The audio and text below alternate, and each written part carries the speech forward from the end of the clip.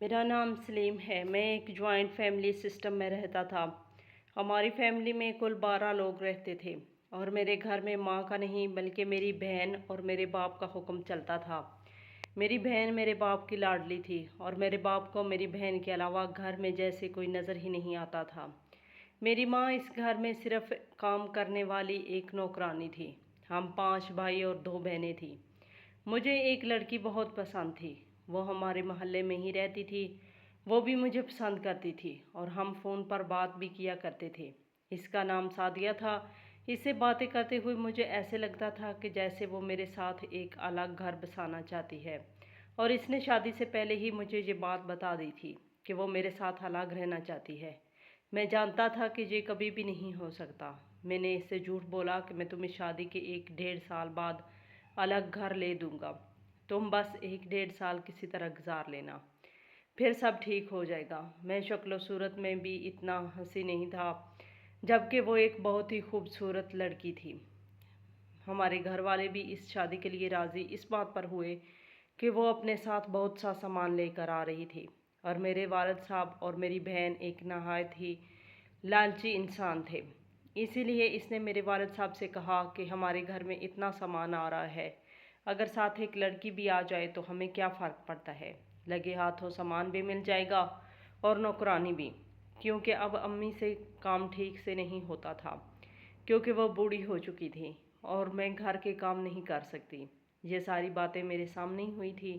मैं इस वक्त सिर्फ ये सोच रहा था कि ये लोग किसी तरह मेरी शादी करवा दें, क्योंकि हमारा ख़ानदान कारोबार भी इकट्ठा था और मेरे हाथ में अभी कुछ भी नहीं था। मैं बस दिन के 1000-1500 ही बनाता था, और वो भी जिस दिन मेरी किस्मत अच्छी हो तब। हालात बिल्कुल ही उल्टी तरफ जा रहे थे। ये लोग मुझे कभी भी अलग नहीं होने देंगे, इस बात का मुझे पहले ही पता था। फिर भी मैंने सादिया से झूठ बोला। सादिया को नहीं पता था क्योंकि इसे सिर्फ इस घर के कामों के लिए ही लेकर आ रहे थे। मैंने इसे यही कहा था कि मेरे माँ बाप बहुत अच्छे हैं, हम लोग बहुत खुले दिमाग के लोग हैं। मैंने सारे झूठ बोले हुए थे, मैं मानता हूँ, लेकिन क्या करता। मैं सादिया से मोहब्बत करता था और इसे हासिल करने के लिए इस वक्त मुझे जो ठीक लगा मैंने वही किया। मैं इसके बगैर अपनी ज़िंदगी का तसव्वुर भी नहीं कर सकता था। वो खूबसूरत थी, पढ़ी लिखी थी, समझदार थी और इसके हाथ में हुनर भी था। वो पैसे भी कमा सकती थी। मेरे साथ मुझे एक ऐसी ही हमसफ़र चाहिए थी। मुझे ऐसी औरत ना चाहिए था जो घर में बैठकर बस बच्चे पैदा करती रहे और इनको पालती रहे। मैं ज़माने के सर्द और गर्म को सिर्फ अकेले ही बर्दाश्त करता रहा हूँ, लेकिन मेरे माँ बाप को सादिया से कुछ और ही उम्मीदें थी। इनको बस एक नौकरानी चाहिए थी जो चुपचाप घर के काम करे और अपने साथ इतना सामान लेकर आए कि लोग सामान को देखें तो इन पर रक्श करें। करते कराते हमारी शादी हो गई। सादिया अपने साथ बहुत सा सामान लेकर भी आई। कुछ सामान हमारे घर में रखा गया और कुछ सामान मेरी बहन ने अपने कमरे में रख लिया। सादिया ने इस बात पर एतराज़ किया तो मैंने इसे ये कहकर मुतमिन कर दिया कि 1 डेढ़ साल बाद तो हम जहाँ से जा रहे हैं, ये सामान हमने इससे वापस ले लेना है। तब तक अगर वो इस्तेमाल कर लेगी तो कोई बड़ी बात नहीं। हमारे घर वालों ने हमें जानबूझकर सबसे छोटा कमरा दिया था, जिसमें सिर्फ एक बेड और संगार मेज़ ही आ सका। सादिया के जहेज़ का सारा सामान पूरे घर में बांट दिया गया। सोफ़ा सेट को बैठक में रख दिया, जबकि हमारी बैठक बिल्कुल खाली थी। किचन का सामान किचन में चला गया। अलमारी, शोकेस और एलईडी वगैरह मेरी बहन के कमरे में चली गई। हमारे कमरे में बस एक बेड और संगार मेज़ ही था। इसके अलावा कोई ऐसा जुल्म नहीं था जो इस घर में सादिया पर ना हुआ हो। सारे घर का काम करवाया जाता और खाने को भी इसको कुछ ना दिया जाता। वो सबका बचा कुचा खाती। वो एक बहादुर लड़की थी। मैं जानता था कि इसके साथ गलत हो रहा है, पर मेरे पास इसकी सारी शिकायतों का एक ही जवाब था कि 1 डेढ़ साल की बात है, फिर हमने कौन सा जहाँ रहना है। इस घर में इसके साथ हर तरह की नाइंसाफ़ी हुई। जो चीज़ें इसे तोहफे में शादी पर मेरे घर वालों ने दी थी, बाद में वो भी इससे वापस ले ली गई। मेरी बहन इसे बहुत सताती थी, ताने देती थी। मेरे अब्बू अम्मी बातों ही बातों में इसे बहुत बुरी बातें कह जाते, पर वो मुझसे मोहब्बत करती थी, इसलिए मेरे लिए सब बर्दाश्त कर लेती थी। वो 1 डेढ़ साल तक सब्र शुक्र से वहाँ रहती रही। सब की बातें ये सोच कर मानती रही कि अभी थोड़े ही दिन हैं। 1.5 नहीं बल्कि 2 साल गुजर गए। اور میرے ہاتھ میں ابھی بھی کچھ نہیں تھا۔ میں دراصل اسے الگ کر ہی نہیں سکتا تھا۔ میرا اپنا کوئی کاروبار نہیں تھا، اور اگر میں ایسا کرتا تو میرے والد صاحب مجھ سے میری دکان بھی لے لیتے۔ میرے ہاتھ میں ابھی بھی کچھ بھی نہ رہتا، اور یہ بات میں نے سعدیہ کو نہیں بتائی تھی۔ وہ ایک سمجھدار لڑکی تھی، اور یہ بات شاید وہ بھانپ گئی تھی، اور اب ہمارے درمیان جھگڑے شروع ہو گئے تھے۔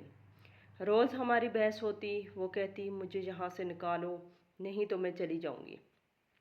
اس نے مجھے ایک دن یہ بھی بتایا تھا کہ میرے سے چھوٹے والے بھائی نے اس کو ایک عجیب سی بات کہی ہے۔ اس نے اسے کہا ہے کہ میری ٹانگوں کی مالش کر دو ذرا۔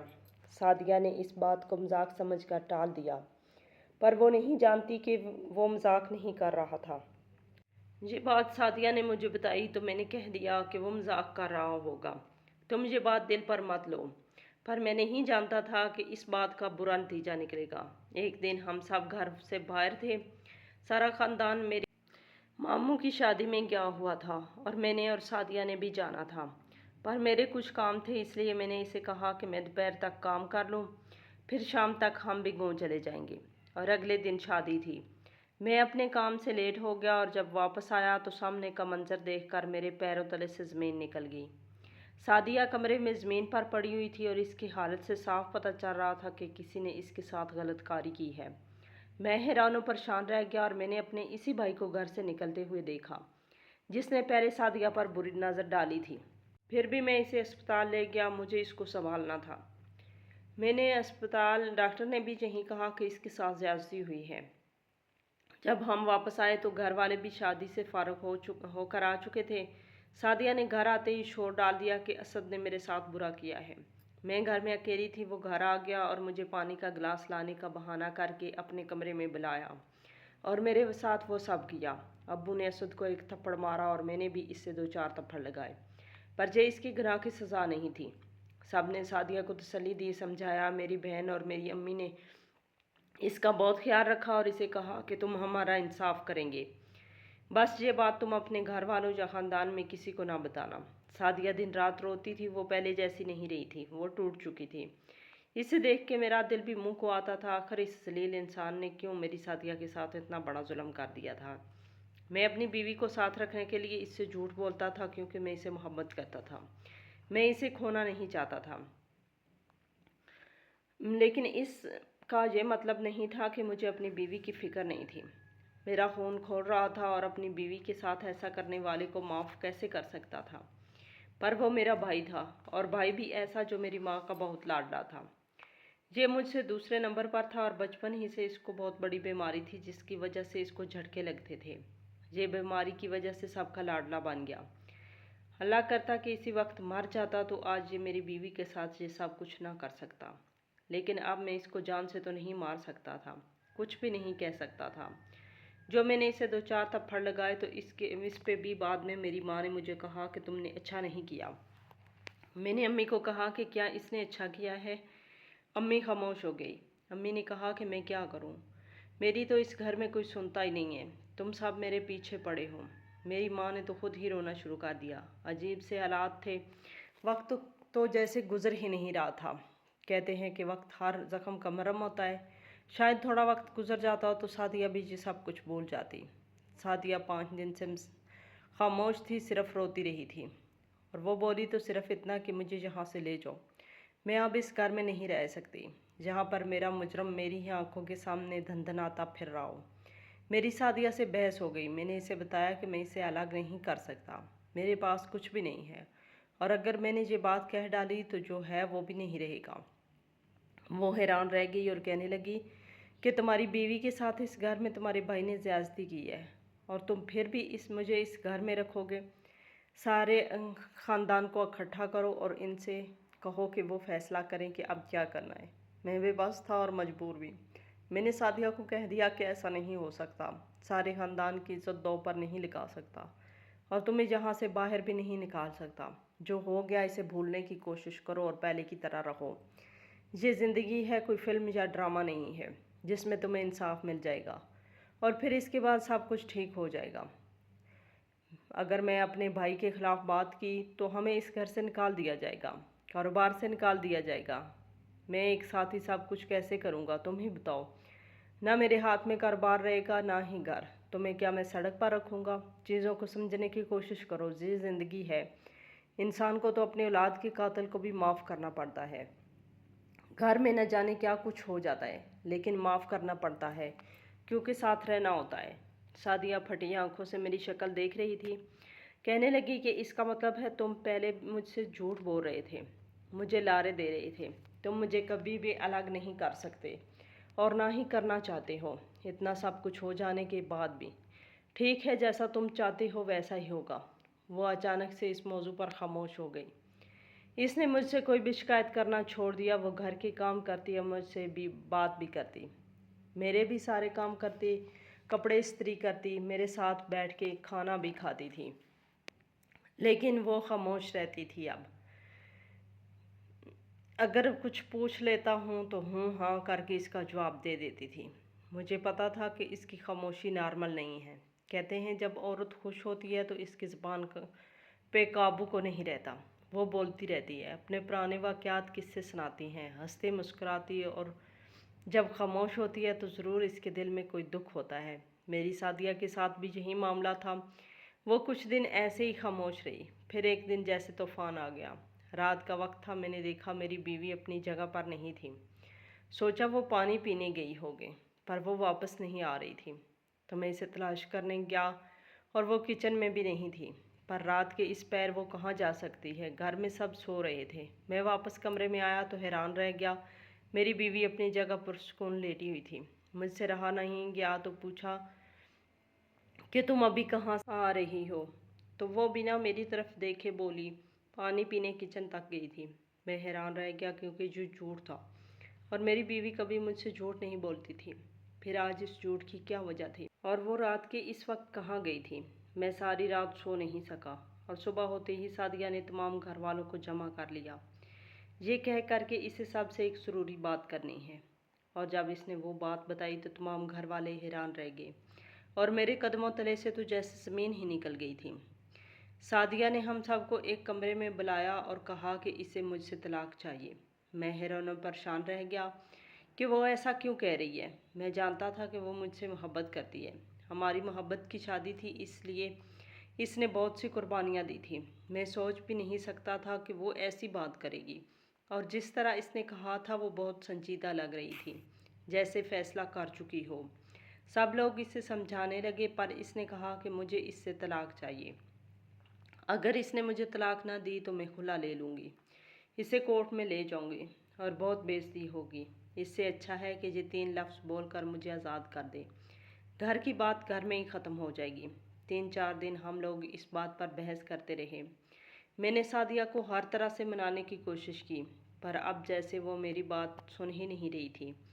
वो मुझसे घर की कोई शिकायत करती थी, मैं इसे बातों के जाल में उलझा के समझा देता था कि बस हम तो यहाँ पर मेहमान हैं, बर्दाश्त कर ले, सब कुछ ठीक हो जाएगा। आज इसी तरह इसके पीछे पीछे फिर रहा था, इससे माफ़ी मांग रहा था, इसे कह रहा था कि वो मुझे छोड़ के ना जाए, मैं इसके बिना नहीं रह सकता। पर वो मेरी एक भी बात नहीं सुन रही थी। इसकी आंखों में ना तो आंसू आ रहे थे और ना ही इसके चेहरे पे कोई दुख था। वो इसे सब कुछ अपनी पूरी मर्जी से कर रही थी। इस पर सबको कोई भी मलाल नहीं था। कहते हैं कि औरत अगर आपको अपने दिल से निकाल दे तो फिर आपको दी हुई दुआएं भी छीन लेती है।